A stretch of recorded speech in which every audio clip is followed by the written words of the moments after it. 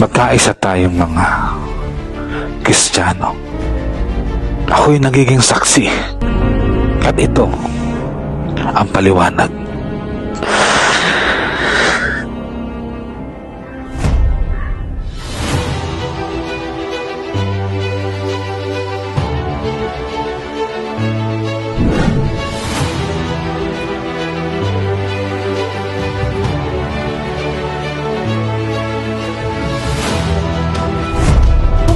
Sa 16 ang nasawi sa malawakang wildfire sa Los Angeles, California sa Amerika.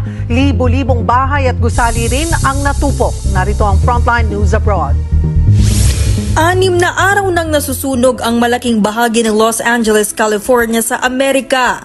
Kaya mapaumaga o gabi, walang humpay ang mga bumbero sa pag-apula.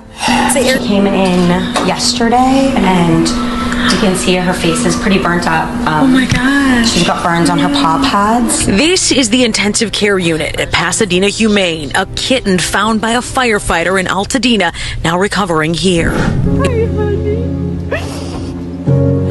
Baby, the firemen have been feeding you. How did you guys survive?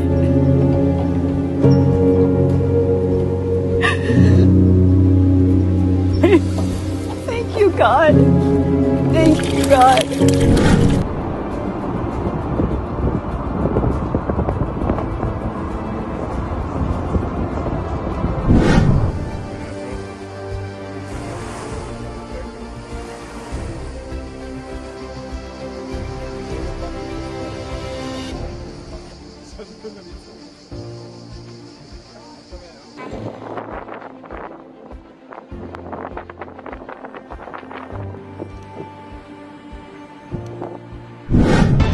Tila gumuhit ng nagbabagang marka sa bundok ang wildfire na sumiklab sa Sanchong County. Isa lang po yan sa mahigit 20 wildfire na sumiklab sa iba't ibang lugar sa South Korea.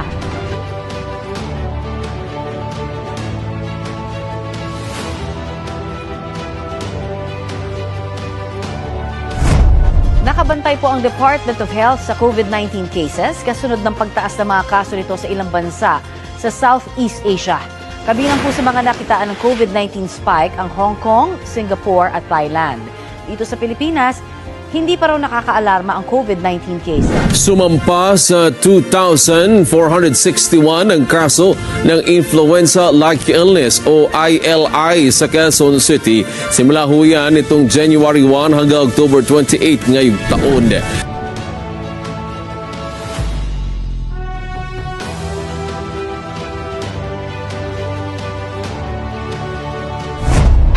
Hindi lang isa, kundi 3 araw na religious rally ang ikakasa ng Iglesia ni Cristo simula sa Linggo. Tuloy naman ang mga kilos kontra katiwalian ng ibang grupo para igiit na panagutin ang mga sangkot sa maanumalyang flood control project. Coordinated diversionary tactic. Isang pagtatangkang iwasan na sagutin ang tunay na issue. Ang organizer ng rally na to ay ang UPI o United People's Initiative. Pero sabi ng Secretary General nilang si Ray Valeros, darating din daw ang mga miyembro ng PDP Laban, One Bangsamoro, mga religious group na KOJC o Kingdom of Jesus Christ, JIL o Jesus is Lord Church at Iglesia ni Cristo. Ang simbahang Katolika ay maglulunsad ng hiwalay na pagkilos sa araw ng Linggo, November 23, kasabay ng pagdiriwang ng ika-100 anibersaryo ng Kristong Hari. Dito inatasan ng mga pari na magdiwang ng misa na papasukan ang tema kaugnay ng mga isyu sa lipunan at politika. 16 ang patay sa pag-atake sa Bondi Beach sa Sydney, Australia. Nangyari ang pamamaril sa gitna ng pagdiriwang ng Jewish community. Itinuturong suspect ng mga otoridad ang isang mag-ama. Kasama sa mga namatay ang tatay habang kritikal naman ang lagay ng anak niya. Naglagay naman ng mga bulaklak ang iba pang miyembro ng komunidad sa pinangyarihan ng pagmamaril. In Nigeria, Christians are being targeted, driven from their homes, and killed. Churches have been burned. Families have been torn apart. Why is Nicki Minaj talking about Nigeria? And recently at the UN, the West African nation has received growing criticism from the White House. Donald Trump says it's allowing attacks on Christians and has threatened military action. may very well go into that now disgraced country, guns are blazing, to completely wipe out the Islamic terrorists who are committing these horrible, horrible atrocities.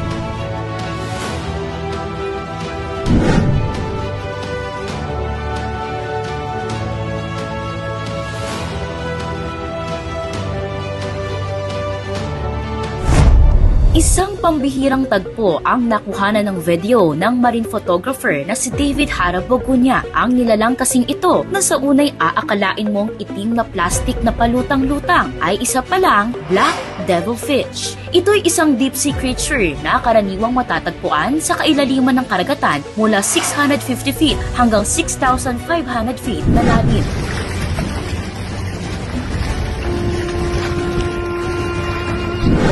Isa raw ito sa pinaka-rare na bulaklak sa mundo. Huling beses kasi itong nai-record ng mga eksperto noon pang 1890s. Ito ang Exacumloheri H. Haraklak. So more than 130 years bago siya makita ulit. It may be because of fragmentation ng mga habitats. Pwede din dahil masyadong malayo na. Pwede din climate change. Ito lang yung only living population na naitala ng mga scientists so far. Pero makalipas ang mahigit 130 years, ang bulaklak na pinapaniwalaang wala na, muli raw na mukadkad sa Masungi Geo Reserve sa Baras, Rizal.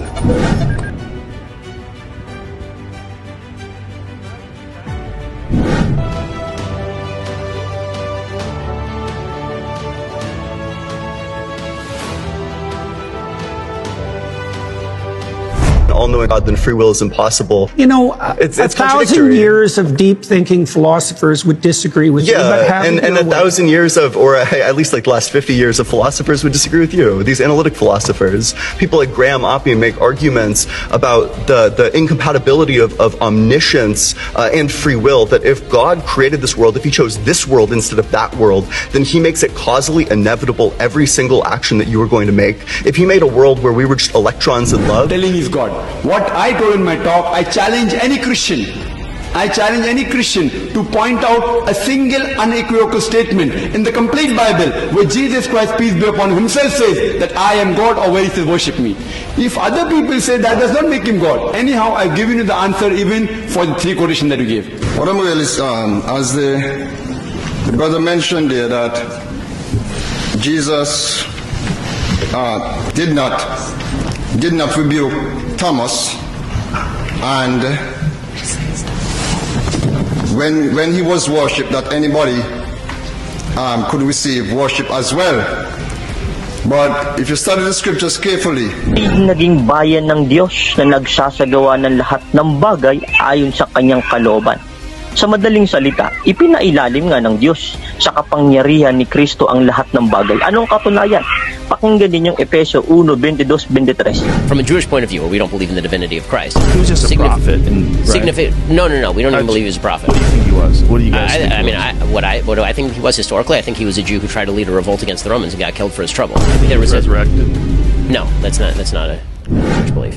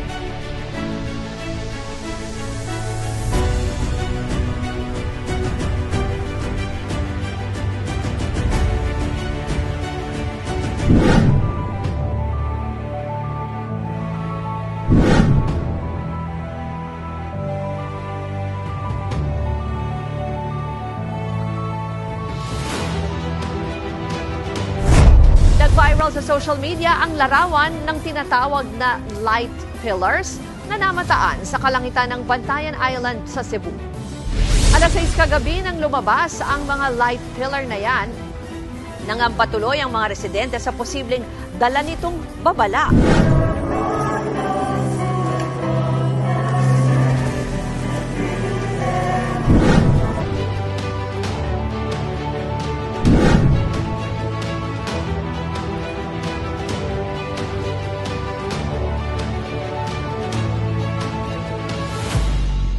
Iran is facing the prospect of evacuating its capital, Tehran, a city of nearly 10 million people, as the country faces its worst drought in decades. The site of Tehran's Amir Kabir Dam says it all. Gaza is in the grip of a brutal winter. Videos we verified show how gales and rain have taken a severe toll on families who spent months and in some cases years living in tents.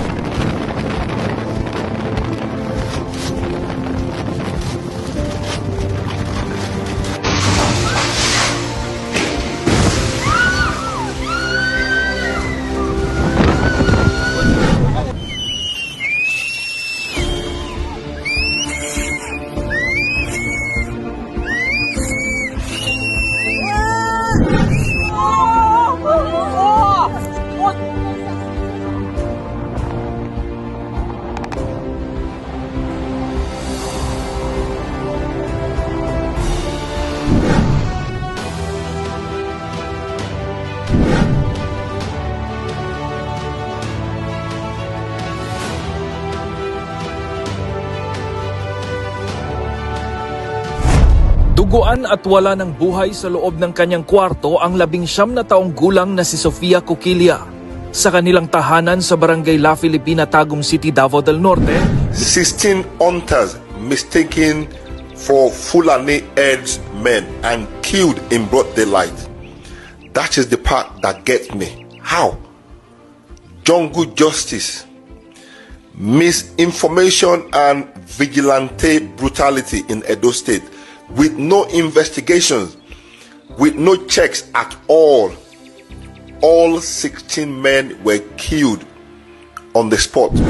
Sugatan ng isang taxi driver matapos siyang hilitan ng kanyang pasahero sa Ermita, Maynila.